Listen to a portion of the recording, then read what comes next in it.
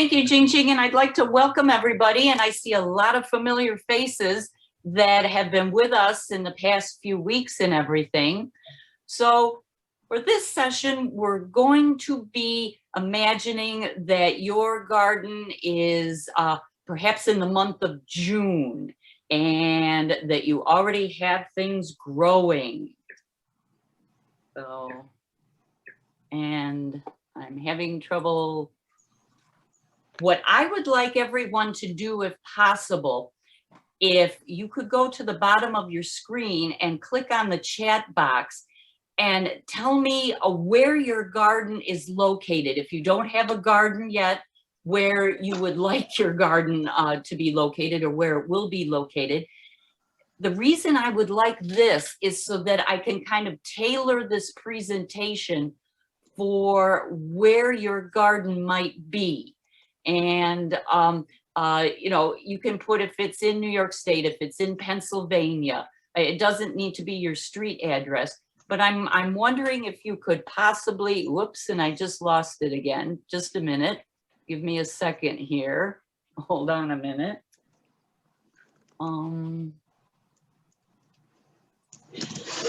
Oops. Here we go. Let me go back here. Whoops, wrong way. Hold on a minute. Okay. So I'm wondering, Jing Jing, would it be possible for you to kind of see where the people are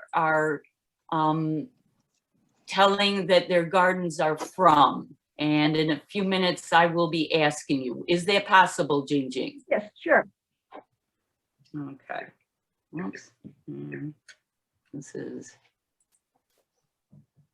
whoops, wrong way again. There we go. Okay. All right. While everybody is inputting where their garden is, I do want to make a plug for gardens as physical activity. They're good physically and mentally. It's good to get out in the fresh air. Now, let's pretend that this is Final Jeopardy. And for Final Jeopardy, I want you to think of the 4 basic things that a vegetable plant would need to grow and produce vegetables. No, I'm not going to play the theme song to Jeopardy, but I'd like you to look at the picture. No, you don't need to input it in the chat box, but I want you to mentally think of the 4 things using this picture. And I'll give you, about 5 seconds here to just kind of get that in your mind.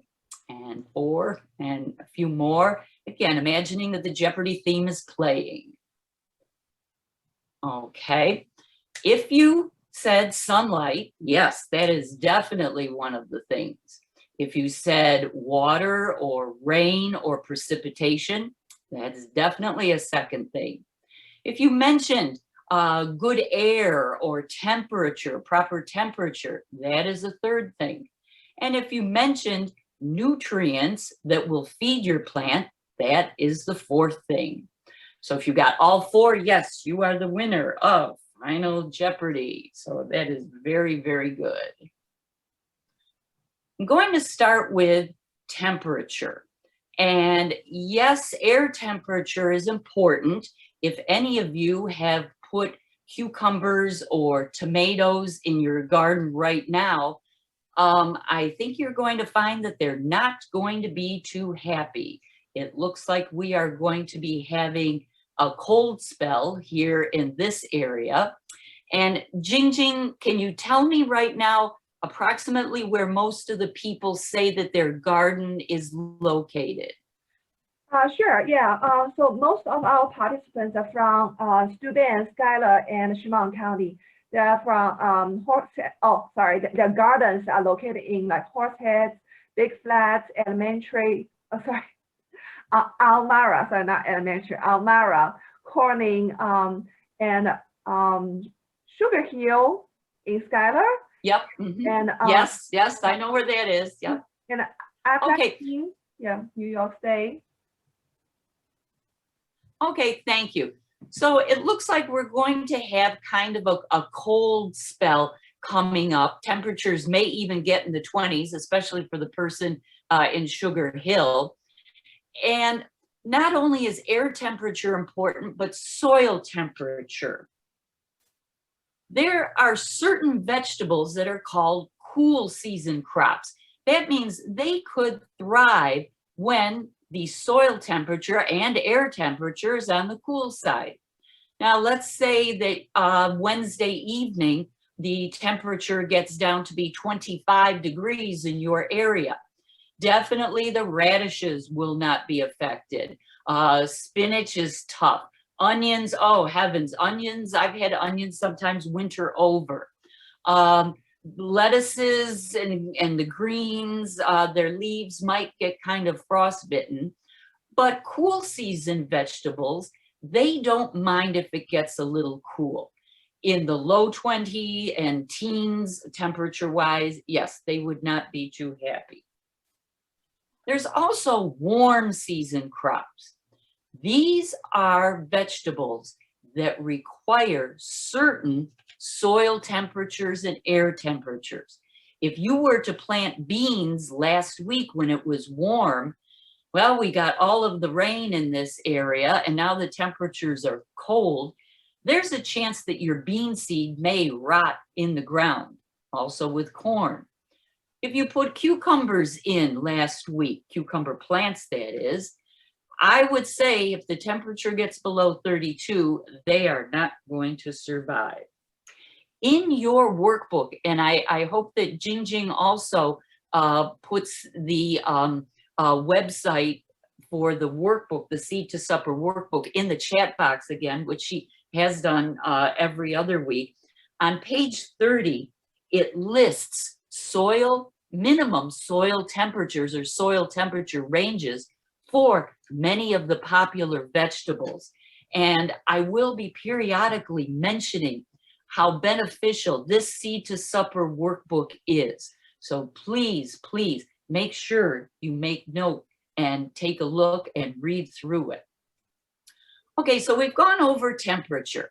So how much sunlight? Well, Roxy mentioned last week that vegetables, depending on what they are, can thrive, do well with 4 to 8 hours a day. Generally, your lettuces, kales, the onions and the greens can do well and thrive with 4 hours. However, things like peppers, corn, tomatoes, they need as much sun as possible. On the second week of our garden series, Peg talked about soil and compost, and this is a picture of Peg's garden. Now, here in the center, she has a window box and she has radishes here that she can move over to a sunny area. She does have her main crop of tomatoes where it gets the most sun. However, way over here on the left, she does have some tomato plants, and she does have a tomato that is turning a little bit reddish.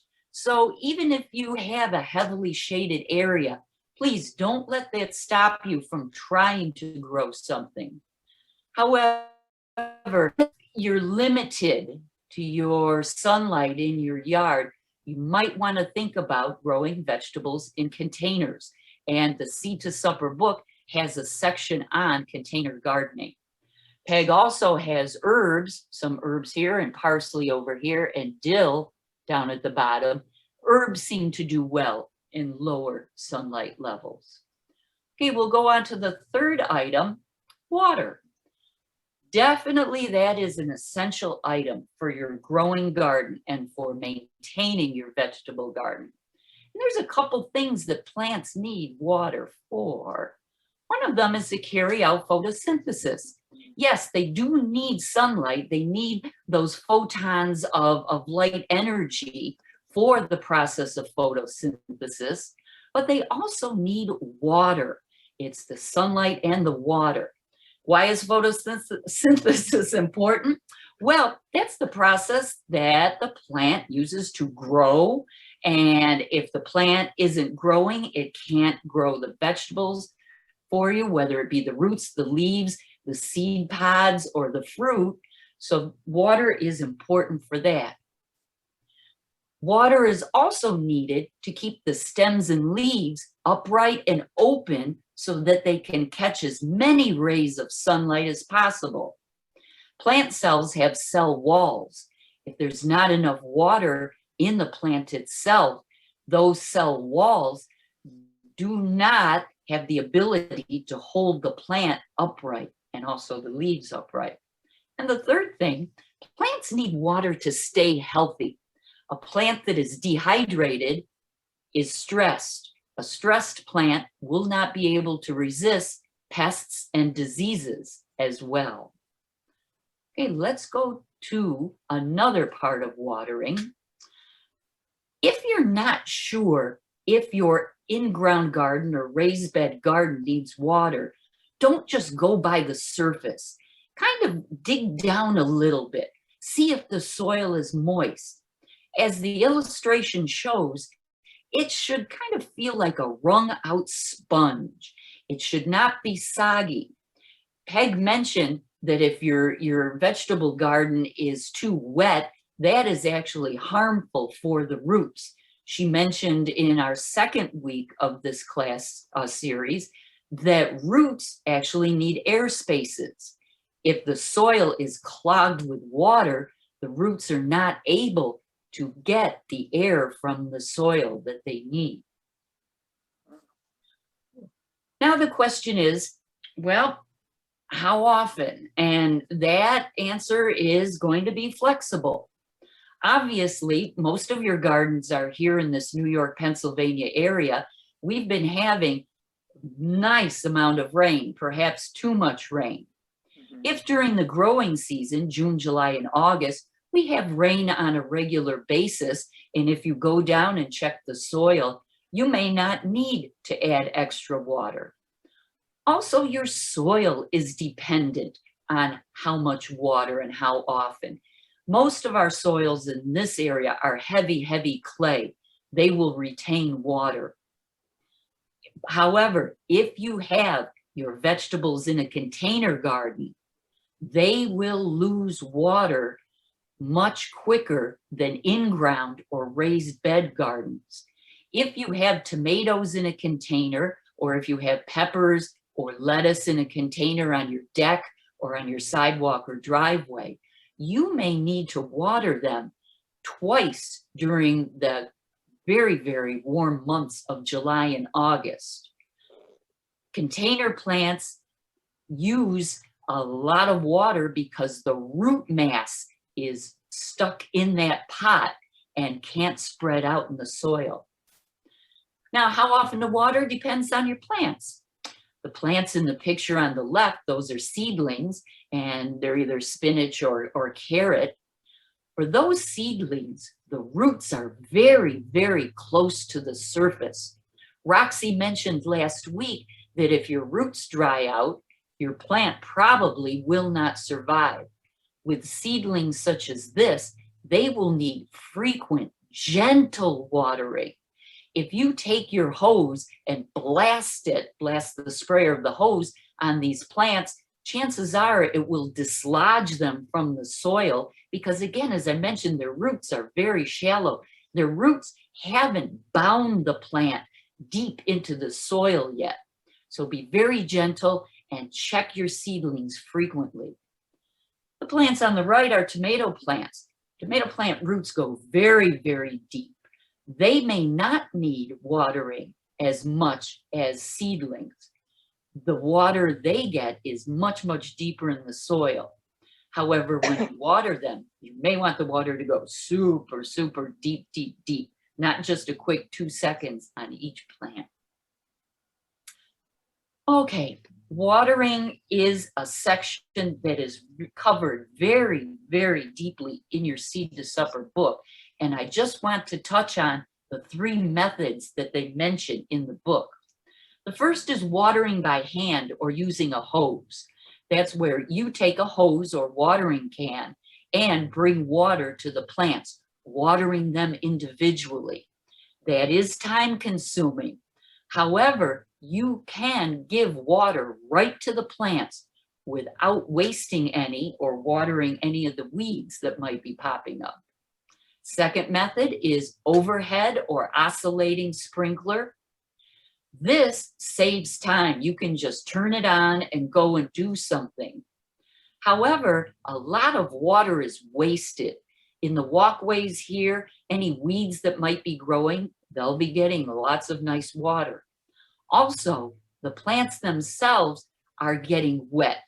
Anytime the leaves of a plant, a vegetable especially, get wet, that's an invitation for any microbes or airborne pathogens to land on that plant and perhaps harm the plant. The third method is using a soaker hose. That you can turn on easily and leave. It gives water right to the plant without getting the leaves wet. However, soaker hoses can be very expensive, and getting a soaker hose set up around your vegetable plants can kind of be like wrestling with a boa constrictor. They might not cooperate. So there's advantages to all three. However, please remember, whenever you water, try your best to put water where it's needed, and that is at the roots. I know the picture in the lower right of the two young men there watering the leaves, that probably isn't the best, but they're learning. And I can't say enough that waterborne diseases can be a very big problem in your vegetable garden. Okay, the fourth and last item from our final Jeopardy is the idea of fertilizing your plants. Roxy went into detail last week about fertilizing, and it is, as I said, in your book, your Seed to Supper book.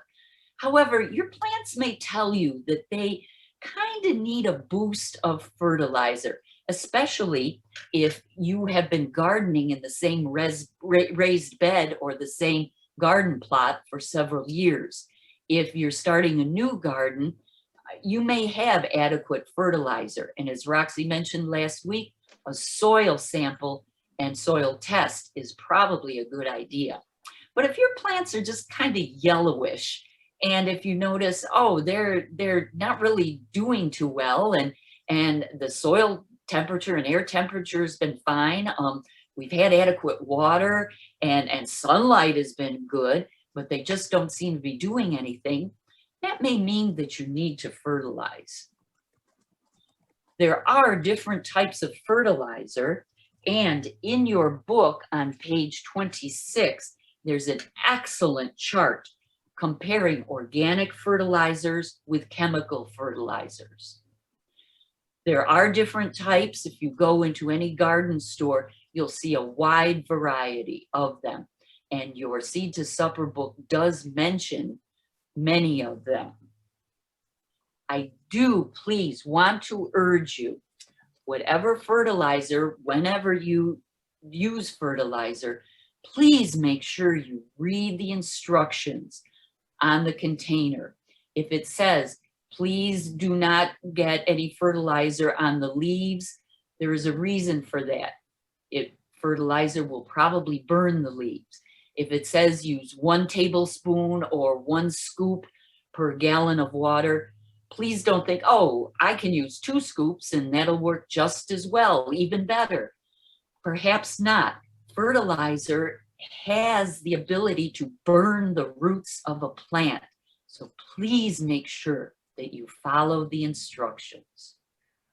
Chris, we have a question. Okay, let me see if I can, whoops, go back. There we go, yes. So Karen was wondering how long it takes a plant to take up granular fertilizer mixed in the soil. Okay, granular fertilizer, it depends. If you have a slow release fertilizer, and I know slow release fertilizers are kind of big and they're mainly used for ornamental plants and flowers. They could slowly release the fertilizer anywhere from 3 months to 6 months. There's 3-4 month release and a 3 to 6 month release. If you need quick boost of fertilizer, the best thing is a water soluble. And that would be the item listed on the bottom there, fish fertilizer. Anything that you add to the soil is dependent upon moisture getting to that fertilizer, slowly dispersing it into the soil.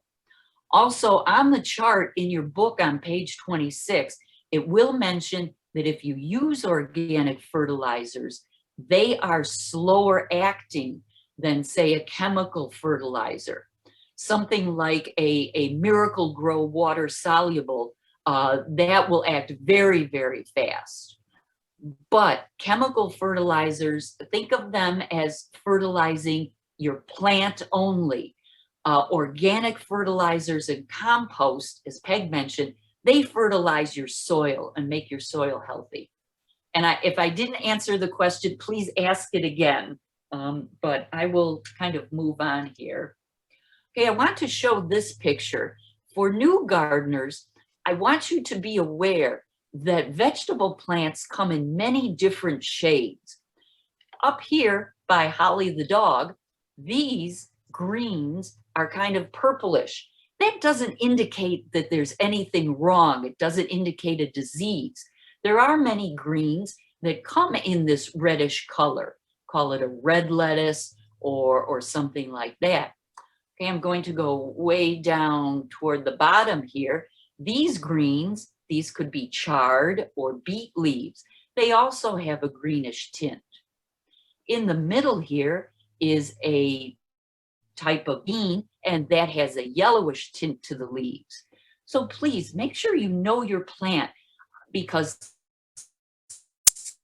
some yellowish side, there are tomatoes that are purple. They're supposedly filled with more antioxidants. That doesn't mean that purple tomato is diseased. It's just kind of the way it is. So plants come in many different shades of green, reds, and other colors. Okay, you have started your garden. And last week, Roxy mentioned putting flowers in the garden. In our first presentation, Brandy mentioned how to site your garden and how to arrange it and what to plan. And in your mind's eye, you have this garden. This is what your garden looks like. Everything is neat and tidy, and you're working hard in June to keep it looking nice. And it gets to be July and the weather gets hotter, and you go out to work in your garden and all the bugs are bothering you, and you go back in and it gets to be August, it's too hot and they're atrocious and the gnats are terrible, and you don't go out to your garden for a couple days, and all of a sudden you come out and boom, the weeds have taken over. For beginning gardeners that I've talked to, there's nothing more disheartening than having weeds just totally inundate your garden. And believe me, weeds are tenacious. That adjective was developed with weeds in mind. They will take over your garden. I'm exaggerating here, overnight. It just is astounding how they grow. Well, there are some ideas in your book, and I'll go over a few here, for controlling weeds and keeping the joy in your garden. The first item is using mulch. This picture here shows straw mulch, not hay, straw. Straw has the seed heads taken off.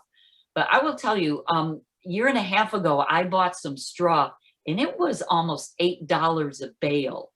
So if you have a lot of money, straw would be good. And it's recommended to have it a minimum of 2 inches. 3 to 4 inches would be great. Well, I don't use straw, but I use the grass clippings from my garden. I don't put pesticides on my garden, so I know that they're safe to use. Also, I have used cardboard. Make sure it's had no food items in contact with the cardboard. And I just lay the cardboard down and I put my grass clippings on top. You want anything that will smother the weeds. Also, it's been mentioned by several of the preceding speakers in our series. Make sure you don't compact your soil. Weeds love compacting soil. Their roots just go right down in, and it's so difficult when your soil is compressed to get the weed roots out completely. Plastic mulch is another idea that's listed in your book. And I do want to give you a few tips about plastic mulch. First of all, at the end of the season, it may kind of fall apart and you may have to pick up bits and pieces of it. Second of all, I want you to be aware that yes, it will totally smother the weeds, but this plant on the left, whether it's a cucumber or a melon, make sure if you use black plastic mulch that you put it down on a somewhat cloudy day or even a rainy day. The black plastic will heat up and it will actually fry a seedling that is not totally growing and has roots growing down in.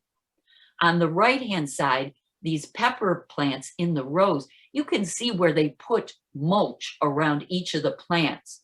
In my mind, that's to keep the pepper plants from burning from the heat of the black plastic. Another item that's listed is landscape fabric, but I want you to be aware, this type of landscape fabric and most types have teeny tiny openings in them. Weed roots are, as I mentioned, tenacious. If I say that 20 times, I can't say it enough. Small root hairs will go through the tiny openings in this landscape fabric. Even if you put mulch on top, a dandelion seed on top will send its roots right down through and establish itself. There are different types of weeds listed in your book. Quackgrass is one of them. It'll send its roots all over the place. Okay, another way to kind of beat the weeds is to grow your vegetables close together.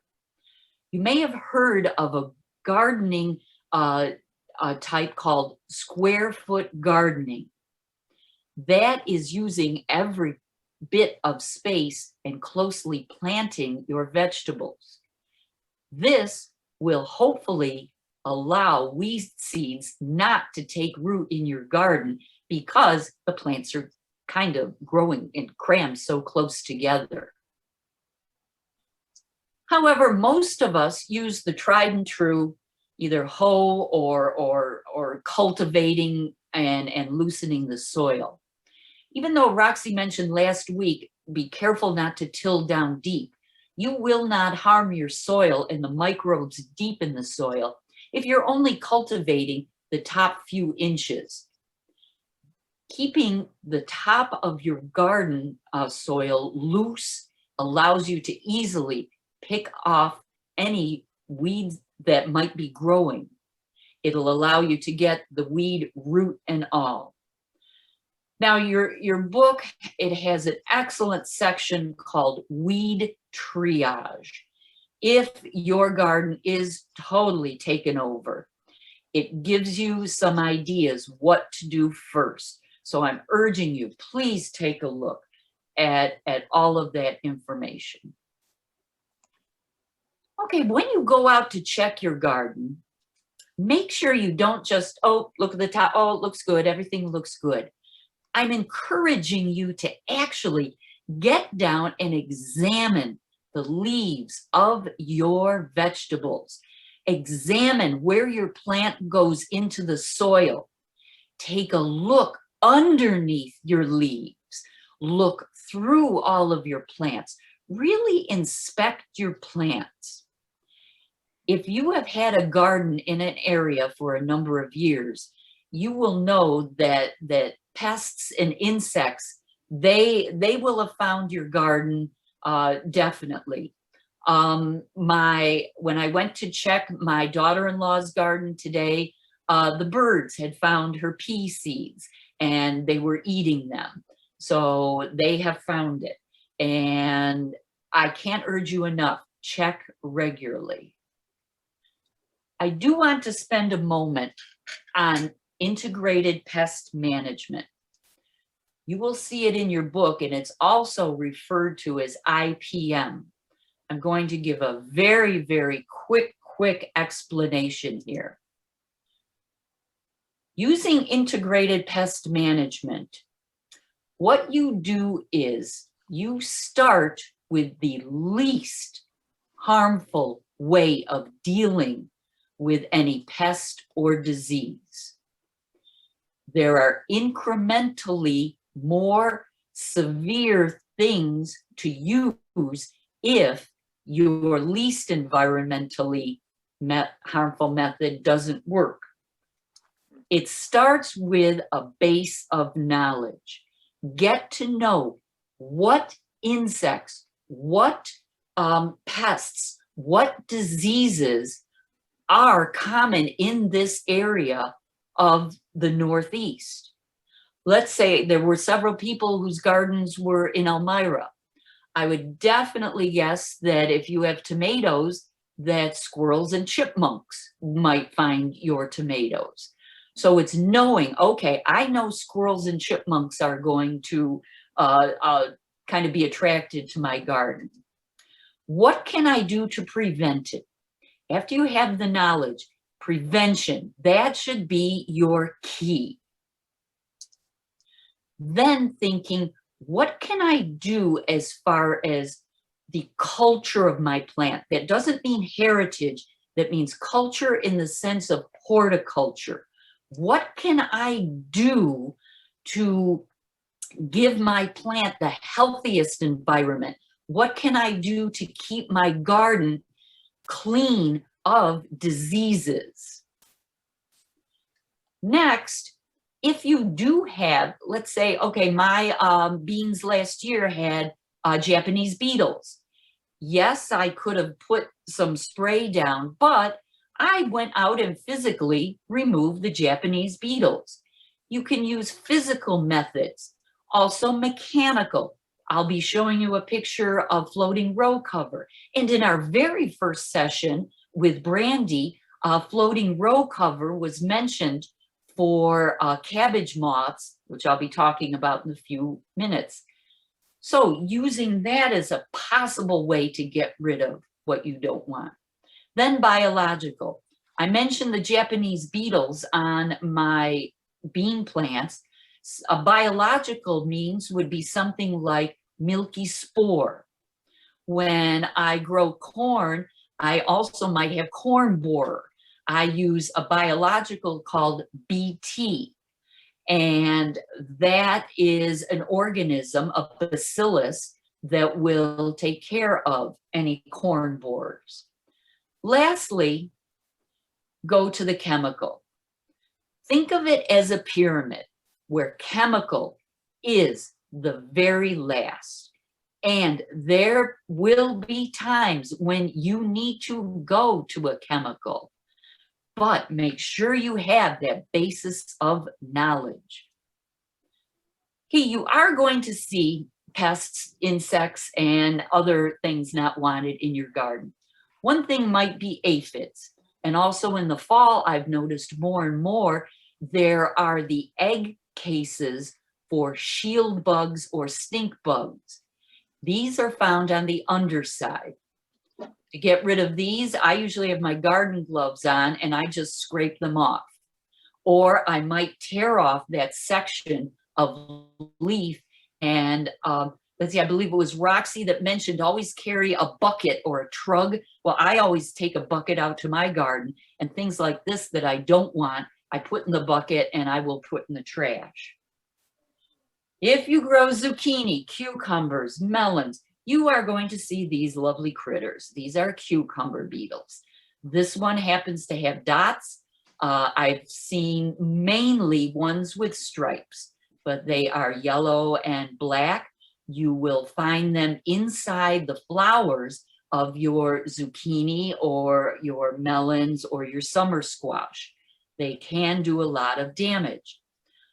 To get rid of these, I use a floating row cover until the very last moment when I see the female blossoms that have the fruit. Then I remove my row cover, keep my plant healthy. Also, I've used yellow sticky traps, and I've used neem oil, which I'll show in a minute. Okay, this happens to me a lot with my broccoli and cauliflower. It looks like all of these white dots on the leaf, but if I'm circling a small, minuscule black speck, that's a flea beetle. And flea beetles, they will not kill the plant, but they like to just munch on sections of the plant. And they affect mainly plants in the broccoli family. That would be the broccoli, cauliflower, collard greens, Brussels sprouts, those plants. What I use for this is a floating row cover, or in the next row over, I'll plant radishes. Radishes, you get a lot of seed for a small amount of money. You can buy them in the dollar store, and the flea beetles will go to the radishes and leave the things, my vegetables, alone. And of course, we all have these things. Even though Bambi Thumper and cute little chipmunk and squirrel are very cute, they can decimate anyone's vegetable garden by digging, eating, and you don't want them to ruin all of your hard work. In your book, there are methods for dealing with it, but I'll kind of get to another one. On the right, slugs. I will have slugs on my tomatoes late in the season, and either I pick them off or I put out a container of grape juice. Some people use beer or apple juice, and they kind of have a great time right there. On the left, this is a cucumber worm. The cabbage worm, I'm sorry.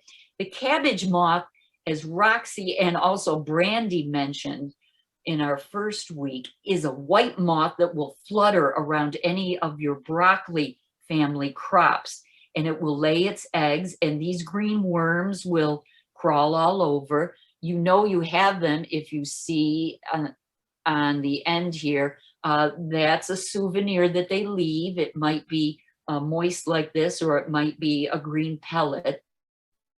These will not destroy your plants, but they can be an unwanted bit of protein when you go to start cooking your broccoli and all of a sudden see them in the pot of boiling water. Floating row cover will work on this to cover your broccoli family crops, and that will keep the moths from laying eggs.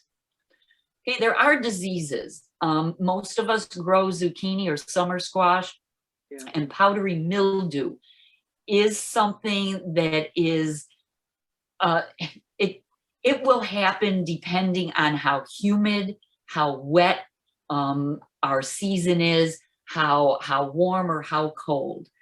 Unfortunately, when my plants get powdery mildew like this, I try to break off the leaves, but I kind of know the end is getting near.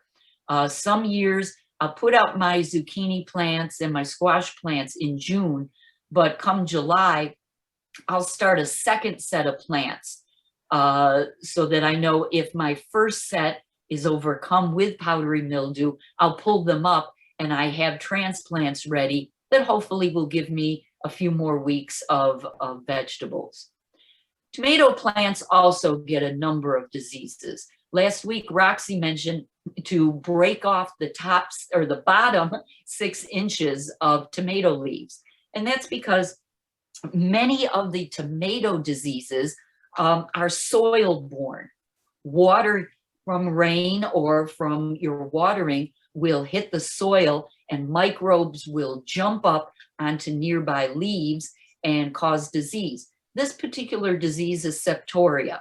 No, it is not late blight, that's something different, or early blight. Septoria, most tomato plants get it, and what I do is just break off the leaves, and it's a progressive disease.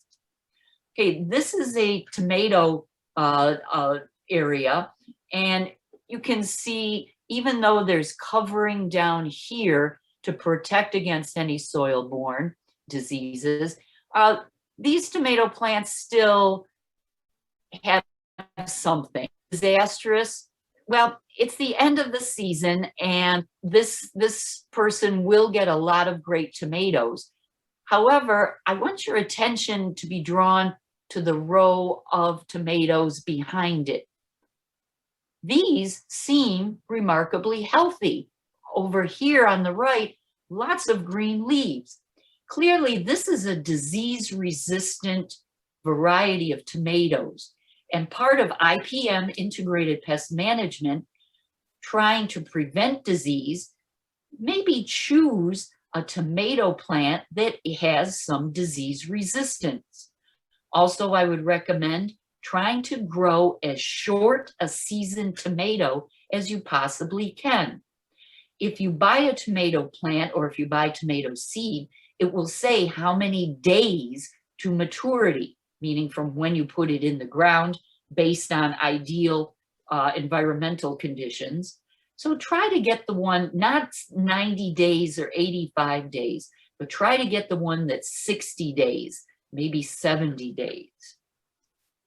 Okay, this is a floating row cover, and I love my floating row cover. It's expensive, but it will, like, I know the temperature is going to go down possibly in the 20s on Wednesday, and that would be today for those watching on YouTube. Today is Monday, April 19th. So I'm going to put floating row cover on my lettuce and on my spinach and different things just to protect it. Also, when I put my zucchini out, I'll put floating row cover on that to protect against cucumber beetles until I get the female blossoms. For the broccoli and cauliflower, yes, I'll put this out and keep it on a long time to protect against the cabbage moths. Okay, for the four-footed mammal pests, some people will have cages like this. This is a fabric type of netting. I will tell you, I've had rabbits that will chew through that in one evening and enjoy that. One of our master gardeners got tired of squirrels getting into this container that she had peas planted in. She tried different things and finally found some old like chicken wire and devised that type of setup. And also on the right, you can see she used an old shelf from either a refrigerator or something just to keep the squirrels and chipmunks out. Your book does list a lot of different ideas depending on what your problem might be. Okay, your book lists organic chemicals that can be used. I have used on the lower left neem oil. I've used it against cucumber beetles. It does have to be administered on a frequent basis. I've used insecticidal soap also for whiteflies.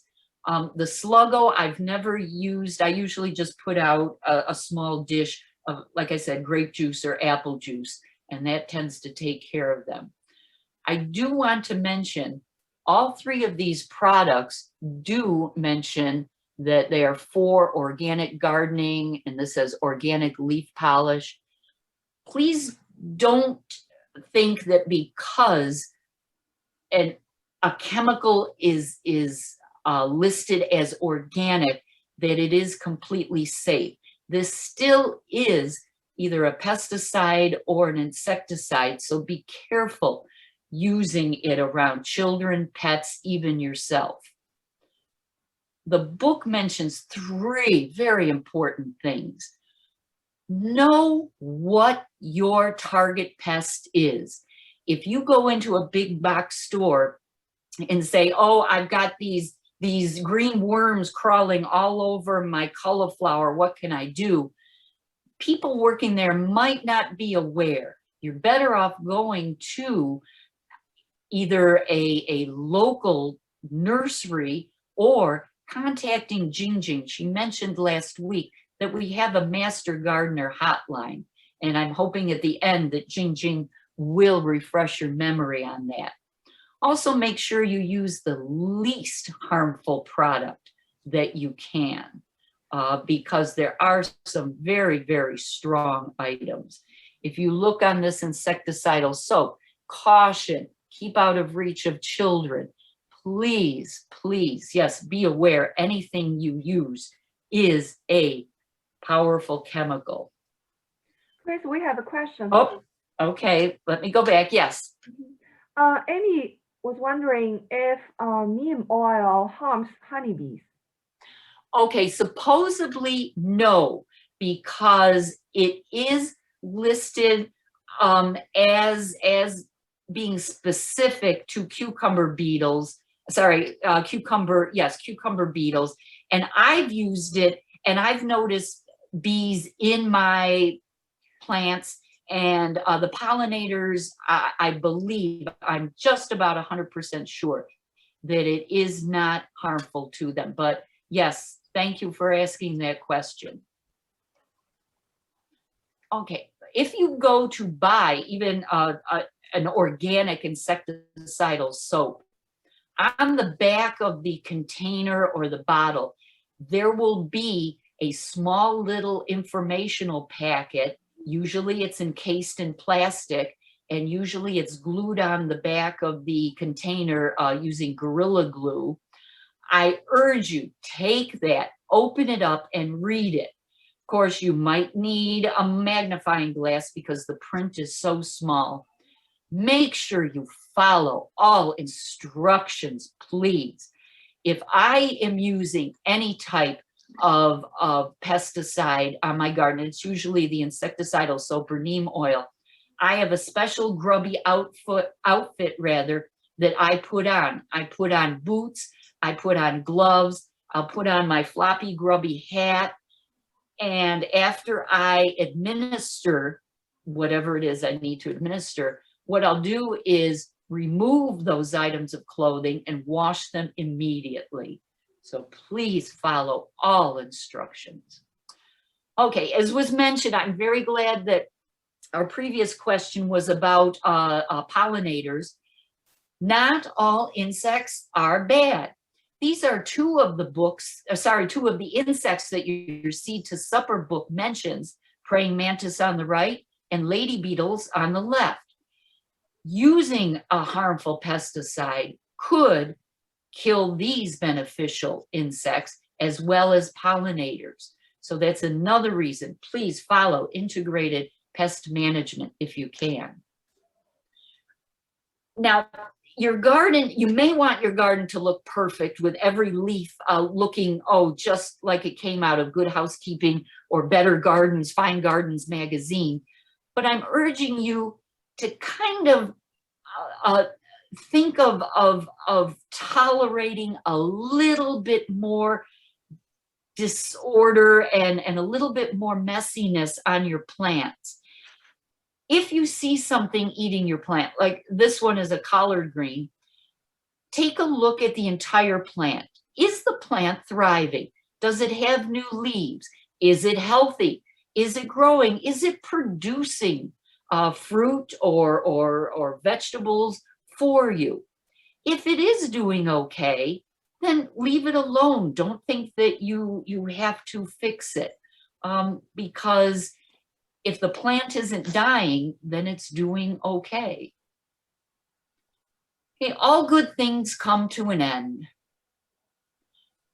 Whenever your garden comes to an end, whenever the first heavy killing frost might be, whether it be the middle of September or even the beginning of November, it's a good idea to clean all plant debris out of your garden. Tomato roots are deep, pull them up. Clean any leaves that have fallen, especially diseased leaves. Your squash, cucumbers, pull up all stems and stalks. If you've grown pumpkins, cleaning the vines. The reason is insects harmful insects could overwinter in all of the debris that you leave in your garden. And again, integrated pest management, prevention, prevent a pest or disease from taking hold in your garden. The next thing, cover your garden with some compost or mulch. Cover it with something. This past year, I put down grass clippings and I also put down cardboard. The reason is you want to protect your garden from heavy rains, heavy snows that could compact your soil. Also, if we happen to have a burst of warm weather late in the fall, there could be weed seeds floating all over wanting to take root in your garden. Same thing in the spring. If dandelions start opening up and going to seed before you're able to work in your garden, you want to make sure that your garden is covered so that those weed seeds don't take hold. And lastly, start planning for what you want to do next year in your garden. Roxy mentioned keeping a journal, and that is very important. Brandy in the first session mentioned making a garden plan. Keep that garden plan. Know where you put your tomatoes so that next year you don't put them in the same place. Know where you put your broccoli and next year put it in a different place. Figure out, okay, did my beans do pretty good this year? Okay, if they did, that might be a good variety. What was the weather like? Was it very hot with little rain? Make a note of that. Was it very cool and cloudy for the most part? Make a note of that. Make a note when the last heavy frost was in the spring, and maybe when the first killing freeze was in the fall, so that you have an idea what to plan for.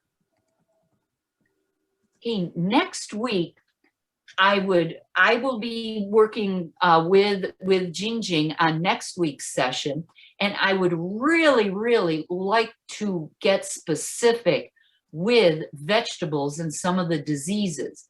I will be spending more time on tomatoes because tomatoes are very popular. But right now, if there is a vegetable that either you have questions about or that you might have had not so much good luck with, can you put that in the chat box, and I will definitely address that next week. We'll also answer any questions because this course is for you. It's to help you get enthusiastic and excited and get some enjoyment out of your vegetable garden as well as healthy produce. So we would like to answer questions and also how to get information after class ends. Okay, right now I'm going to turn it over to Jingjing. So Jingjing, it is yours now. Thank you very much, Chris, for this great presentation. We have another 2 questions for you. Yes. So Ross was wondering what cover crops you would recommend for the off-season. Okay, Ross, in your book, and I don't have the page number here, but in your book, it covers a great number of cover crops. I personally have used buckwheat. The deer love it. I have used alfalfa, and the deer didn't quite get it that. Buckwheat is more expensive. The alfalfa, but I love the buckwheat flowers, and they were great for the pollinators. The alfalfa, I loved how it made a very nice green mat and prevented soil erosion in my garden, which had a slope to it. So I really had to have something to prevent that. But I'm urging you, take a look at chapter 4 in your book, and it'll give you great suggestions. Okay, and Jingjing, what's the next question? The next question, Karen was wondering if groundhogs can climb. She's thinking of making a waist-high small raised bed to try to keep the groundhog from getting her vegetables. So she's wondering if groundhog can climb? The short answer, Karen, is yes. And on my phone, my phone is right here. It goes back a bunch of years, but I have a picture of yes, groundhog. What I would suggest, maybe trying to, I don't know what vegetable you're trying to protect, try a floating row cover. Yes, it is expensive. Yes, you have to buy, I'm exaggerating here, a zillion yards of it, but or even any type of thin fabric that will allow the light to go through. And I am hoping that with the groundhog, it'll be out of sight, out of mind.